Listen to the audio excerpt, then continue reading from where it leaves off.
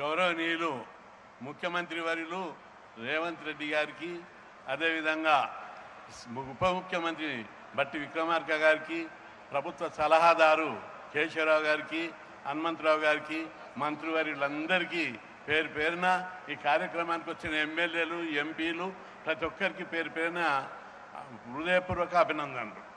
ప్రత్యేకంగా ముఖ్యమంత్రి గారిని నేను అభినందిస్తున్నా. ఎందుకంటే పూలే ఓ గొప్ప సంఘ సంస్కర్త. ఒకనాడు అభిజాత్యము అహంకారంతో కొట్టి మిట్టాడుతున్న కరడుగట్టినటువంటి వ్యవస్థను ఎదిరించి ఆయన అంటరానితనానికి, అవినీతికి, అక్రమాలకు, అవిద్యకు, అజ్ఞానానికి, అమాయకత్వానికి, దోపిడీ, పీడన, వివక్షతకు వ్యతిరేకంగా పోరాడి సమాజంలో అనేక మార్పులను ప్రవేశపెట్టడానికి పోరాడినటువంటి మహానుభావుడు జ్యోతిరావు పూలే. ఒకనాడు జ్యోతిరావు పూలే కాలంలో 200 సంవత్సరాల కింద రాజ్యాంగం లేవు, ప్రాథమిక హక్కులు లేవు, కుల జాడ్యంతో అంటరానితనం అస్పృశ్యత ఉంటే దాని మీద ఎలాంటి హక్కులు లేనటువంటి ఆ రోజు లోపల కులాలు నిర్మూలించాలని, మనుషులందరూ సమానమని ప్రబోధించి పోరాడినటువంటి గొప్ప వ్యక్తి. అంతేకాదు పేద కులాలకు, అస్పృశ్యులకు, అంటరాని వారికి విద్యకు దూరంగా ఉంచారు, గ్రామాలకు ఇంటికి దూరంగా ఉంచారు. అవి వ్యవస్థ సరికాదు, అంటరానితనం నిర్మూలించాలి, వరకట్నం నిర్మూలించాలి, సతీ సహగమనాన్ని నిర్మూలించాలి, మార్కెట్ దోపిడీని అరికట్టాలి. అనేక సమస్యల మీద పోరాడి ఆనాటి రాజుల మీద, బ్రిటిష్ ప్రభుత్వం మీద, జగీర్దారుల మీద పోరాడి అనేక సంస్కరణలు తెచ్చినటువంటి మహానుభావుడు మహాత్మా జ్యోతిరావు పూలే. విద్యకే అత్యధిక ప్రాధాన్యత. ప్రతి ఒక్కరు చదువుకోవాలి, చదువు ద్వారానే సమాజంలో మార్పు వస్తుంది. సామాజిక వివక్షత, ఆర్థిక అసమానతలు రూపుమాపుతారని దృష్టితోటి విద్యకు అత్యంత ప్రాధాన్యత ఇచ్చారు. ఇప్పుడు కూడా మనం కూడా ఇక్కడ విద్య కోసమే పోరాడుతున్నాం. 50 ఏళ్ళ పోరాటం లోపల కూడా విద్య, హాస్టల్ పెట్టాలి, గురుకులాలు పెట్టాలి, స్కాలర్షిప్లు ఇవ్వాలి, ఫీజు రియంబర్స్మెంట్ పెట్టాలి, ప్రతి ఒక్కరు చదువుకోవాలి. సమాజంలో చదువు ద్వారా మాత్రమే ప్రతి ఒక్కరు కూడా పైకి వస్తారని చెప్పి పోరాడుతున్నటువంటి బీసీ ఉద్యమం ఇక్కడ కొనసాగుతుంది. దాన్ని ముఖ్యమంత్రి గారు గుర్తించారు. ఇదే సందర్భంగా ఇది వేదిక కాదు, కానీ ముఖ్యమంత్రి ఏదన్నా అనుకుంటే ఖచ్చితంగా చేస్తాడు. ఆ డిమాండ్ పెట్టడం లేదు. కానీ ఒకటి, హాస్టళ్లకు, గురుకులాలకు ఇంతకు మొదలు కూడా విజ్ఞప్తి చేయడం జరిగింది. సొంత భవనాలు లేవు, ఆ సొంత భవనాలను నిర్మాణం చేయాలి. అవసరమైతే ఇప్పటికే మేము ప్రధానమంత్రికి విజ్ఞప్తి చేశాం. అదేవిధంగా పార్లమెంట్లో కూడా మాట్లాడినా. ఎందుకంటే విద్యార్థులు చాలా ఇబ్బంది పడుతున్నారు. ఆ సొంత బిల్డింగ్ నుండి వాళ్ళు చదువుకుంటే మానవ శక్తి వనరులు మరింత వాళ్ళ మేధోవి శక్తి వికసించి గొప్ప వాళ్ళు అవుతారు. హాస్టల్లో ఉన్న పిల్లలు, ఇంజనీరింగ్ చదివిన వాళ్ళు చాలామంది ఇంగ్లాండు, అమెరికా లోపల 40 లక్షల జీతం, 50 లక్షల జీతాలు వచ్చిన వాళ్ళు ఉన్నారు. కాబట్టి వాళ్ళకి సరైన సౌకర్యాలు కల్పిస్తే వాళ్ళ మానవ మేధస్సు వికసించి గొప్పవాళ్ళు కావడానికి అవకాశం ఉంది. కాబట్టి సొంత భవనాల మీద దృష్టి పెడితే తప్పనిసరి కేంద్ర ప్రభుత్వంతో కూడా మాట్లాడి ఒత్తిడి తెచ్చి బడ్జెట్ తెస్తాం. అదేవిధంగా అనేక కార్పొరేట్ సంస్థలు కూడా ఇవ్వడానికి ముఖ్యమంత్రి గారు పిలిపించి మాట్లాడితే అనేక మంది ముందుకొచ్చి భవనాలు నిర్మించడానికి అవకాశం ఉంటుంది. పర్మనెంట్గా పేరు ఉంటుంది. ఈ భవనం ఎవరు కట్టిరంటే ముఖ్యమంత్రి రేవంత్ రెడ్డి గారు ఉన్నప్పుడు కట్టిరు. లేకపోతే రెంటెడ్ బిల్డింగ్లో ఒక్కొక్క రూమ్లో 30 మంది, 40 మంది ఉన్నారు. అందరూ చాలా ఇబ్బంది పడుతున్నారు. సొంత బిల్డింగ్లు కడితేనే ఆ చరిత్ర ఒకటి ఉంటుంది.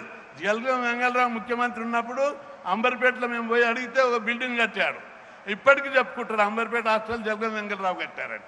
ఇప్పుడు కూడా హాస్టల్లో సొంత భవనాలు నిర్మించడానికి ఇది వేదిక కాకపోయినా ఓ మహాత్ముని యొక్క విగ్రహాన్ని చరిత్రలో నిలిచేటట్టు నిర్మిస్తున్నాడు. కాబట్టి ఈ సందర్భంగా గుర్తు చేస్తున్నాం. తప్పనిసరి కొన్ని నిర్మాణాత్మకమైనటువంటి చర్యలు, విద్యకు ప్రోత్సహించే చర్యలు తీసుకుంటారని ఆశిస్తూ సెలవు తీసుకుంటారు. జాజాల శ్రీనివాస్ గారు 2 నిమిషాలు.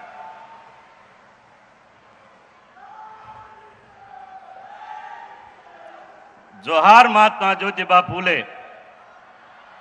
నోరున్నోళ్ళు అనండి, చెయ్యిన్నోళ్ళు లేపండి. జోహార్ మహాత్మా జ్యోతిబా పూలే. సాధిద్దాం పూలే గారి ఆశయాలను.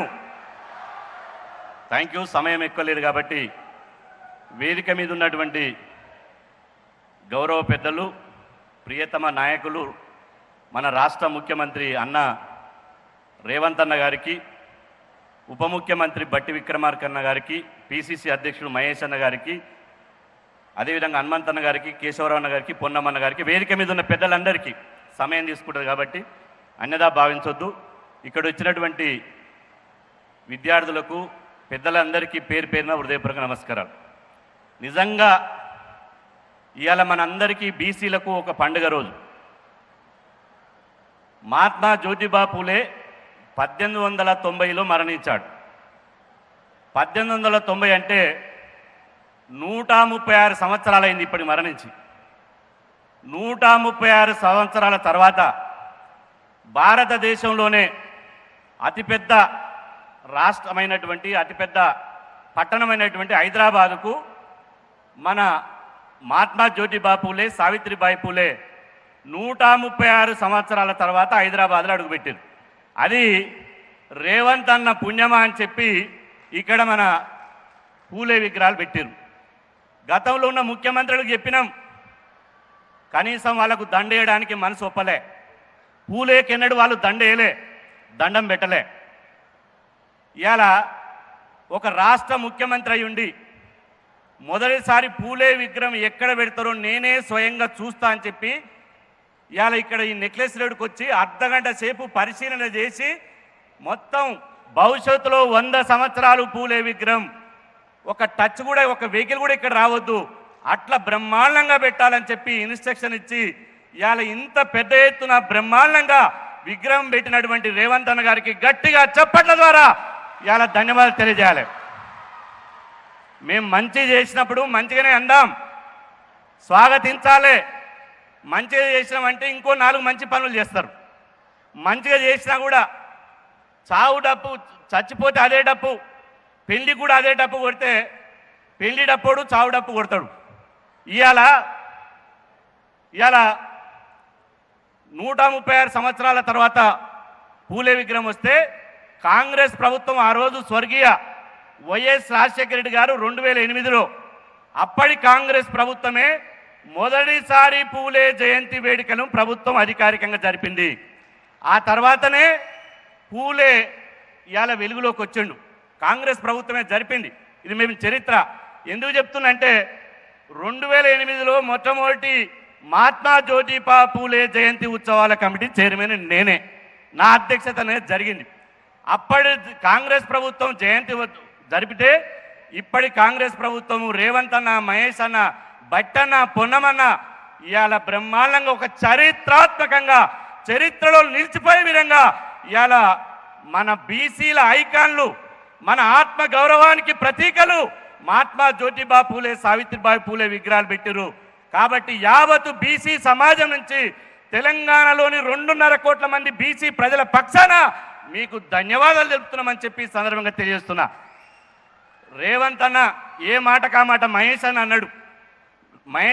నేను అంత పెద్ద అంటే రేవంత్ అన్న రెడ్డి బిడ్డడైనా రేవంత్ అన్నకు సామాజిక స్పృహ ఉంది. సామాజిక స్పృహ ఉంది కాబట్టే నంది అవార్డును పక్కన పెట్టి గద్దరన్న అవార్డులను పెట్టిండు. అది రేవంత్ అన్న సామాజిక న్యాయానికి నిదర్శనం. అదేవిధంగా ఇవాళ ముఖ్యమంత్రులు చచ్చిపోతే కూడా గూడంజే చచ్చిపోతే వాడు రాలే, కొండ లక్ష్మణ్ బాబు చచ్చిపోతే వాళ్ళు రాలే అప్పుడు ముఖ్యమంత్రి. కానీ మన బిడ్డ, దళిత బిడ్డ ఇవాళ తెలంగాణ రాష్ట్రాన్ని ఆయన రాసిన గీతాన్ని రాష్ట్ర గీతంగా ప్రకటించడమే కాదు, పాడ మోసి స్మారక కేంద్రాన్ని ఇచ్చి నేనున్న ఈ జాతికని ఇవాళ అండగిచ్చినటువంటి అన్న రేవంత్ అన్న అని చెప్పి సందర్భంగా తెలియజేస్తున్నా. ఇవాళ మనం ధర్నా చేస్తే, ఢిల్లీలో ధర్నా చేస్తే ఎవరు పట్టించుకోలే. కానీ 2 సార్లు బీసీలు ధర్నా చేస్తే, ఢిల్లీలో 2 సార్లు ధర్నా చేస్తే ముఖ్యమంత్రి హోదాను పక్కన పెట్టి మనతో పాటు నేల మీద కూర్చొని మోడీ రిజర్వేషన్లు ఇస్తావా, గద్దె దిగుతావా అని చెప్పినటువంటి నాయకుడు, మనకు అండగా నిలిచినటువంటి నాయకుడు రేవంత్ అన్న అని చెప్పి సందర్భంగా తెలియజేస్తున్నా. మొన్ననే కర్ణాటకలో జాతీయ ఓబీసీ మహాసభ పెడితే అక్కడ ముఖ్యమంత్రి డీకే శివకుమార్ గారు వచ్చారు.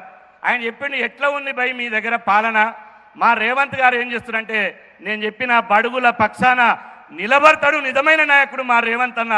జోడెడ్డ లెక్క మహేష్ అన్న, రేవంత్ అన్న బీసీలకు అండగా ఉంటారని నేను అక్కడ కర్ణాటకలో చెప్పిన. ఇక్కడ కూడా వేదిక మీద కోట్లాది మంది సాక్షి చెప్తున్నా. కిసాన్ ఏం చేసిండంటే ప్రభుత్వం మీద కొన్ని బడన్ వారే భారం పెట్టిండు అన్న చెప్పాల్సిందే.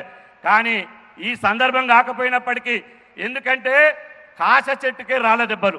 ఏ చెట్టుకైతే పండ్లు ఉంటాయో ఆ రాయి అటిసిరి కొడతాం, పండ్లు రాలుతాయని. ఇప్పుడు నేను ప్రభుత్వం మీద నయా పైసా చిల్లి గవ్వ మీద భారం పడకుండా రేవంత్ అన్నకు ఒకటి విజ్ఞప్తి చేస్తున్నా. కామారెడ్డి డిక్లరేషన్లో మేము అధికారంలోకి వస్తే ప్రభుత్వ కాంట్రాక్టుల్లో 42% రిజర్వేషన్లు పెడుతున్నారు. దయచేసి అన్న ఆ రిజర్వేషన్ పెట్టడం వల్ల మా బట్టన కూడా విజ్ఞప్తి చేస్తున్న ఒక్క నయా పైసా కూడా ఖజానా మీద భారం పడదు. కాబట్టి ఈ వేదిక ద్వారా ప్రభుత్వ కాంట్రాక్టుల్లో 42% రిజర్వేషన్లు పెట్టండి. నామినేటెడ్ పోస్టులు, ఎందుకంటే ఎమ్మెల్యేలు చేయాలంటే బీసీల దగ్గర పైసలు లేవు. నామినేటెడ్ పోస్టులు మీరు ఇస్తున్నారు కాబట్టి నామినేటెడ్ పోస్టుల్లో కూడా 50% నామినేటెడ్ పోస్టులు బీసీలకు ఇవ్వండి. అదేవిధంగా మా పొన్నం రవిచంద్ర గారు పూలే మీద ఒక చక్కటి సినిమా తీశాడు. ఎంత గొప్ప విషయం అంటే ఎలాగ చెప్దాం అనుకున్నా.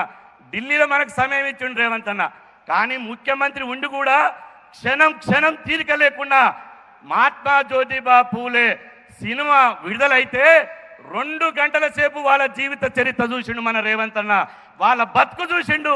కాబట్టే చెప్తున్నా అన్న, ఆ వినోద పన్ను రద్దు చేసి పాఠశాలలో విద్యార్థులు గురుకులాల్లో ఆ పూలే సినిమాను మీరు అనుమతించవలసిందిగా నేను విజ్ఞప్తి చేస్తున్నా. చివరిది లాస్ట్, ఎందుకంటే సమయం లేదు. ఇవాళ అన్న మహేష్ అన్న, భట్టన్న, పొన్నమన్న, రేవంత్ అన్న నేతృత్వంలో మనకెప్పుడు లేని కుల సంఘాల కార్పొరేషన్లు వేసారు. ఆ చైర్మన్లు అందరూ ఈయన కూర్చోరు. మా బీసీ నాయకుడు మాది మాట్లాడతాడా వాళ్ళు అనుకుంటున్నారు. కాబట్టి వాళ్ళ గొంతు నా గొంతుగా నేను ప్రభుత్వాన్ని విజ్ఞప్తి చేస్తున్నా. మీకు ఇన్ని కార్పొరేషన్ల చైర్మన్లు ఫెడరేషన్లు వేసారు, ధన్యవాదాలు. కాబట్టి వాళ్లకు పైసలు ఉంటేనే, నిధులు ఉంటేనే, 10 రూపాయలు ఉంటేనే సాయం చేయొచ్చు. నిన్న మననే ఇందిరమ్మ కుట్టు మిషన్లు పెట్టిండు అన్నకు. మహిళలంతా చప్పట్లు కొట్టాలి. నియోజకవర్గానికి పోయి చెప్పున ఇందిరమ్మ కుట్టు మిషన్లు పెట్టిండు ప్రభుత్వానికి. రేవంత్ అన్నకు ధన్యవాదాలు.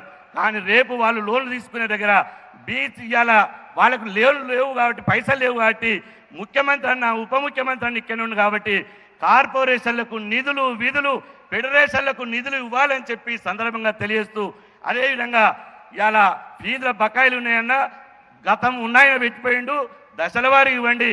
దయచేసి మీరు బీసీల పక్షపాతిగా ఉండండి, చరిత్రలో మీరు నిలిచిపోతారని చెప్పి, బీసీ సమాజం మీకు అండగా ఉంటుందని చెప్పి సందర్భంగా తెలియజేస్తూ, మరొకసారి ఈ బృహత్తరమైన కార్యక్రమాన్ని ఏర్పాటు చేసి నగరం నడిబొడ్డున మా ఆత్మను అక్కడ నిలబెట్టినటువంటి మీకు ప్రత్యేకంగా ధన్యవాదాలు తెలుపుతూ సెలవు తీసుకుంటున్నాను. Thank you. ఇప్పుడు గౌరవనీయులు కొండ సురేఖ గారు మాట్లాడమని.